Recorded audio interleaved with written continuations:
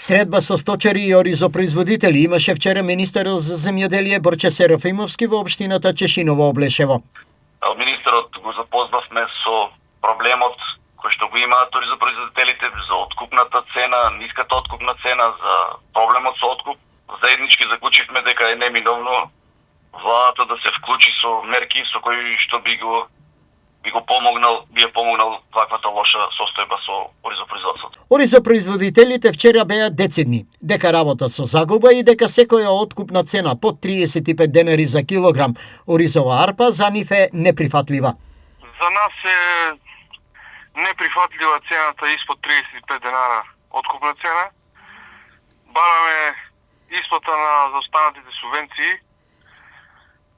Баравме додатни мерки во делот на откупот, но и во делот на нафти како и репроматеријали.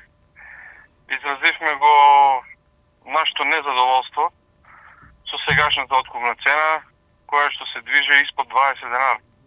Тоа е за нас неприфатлива цена. Имаме околу 10.000 и над 10.000 тони арпа во амбарите.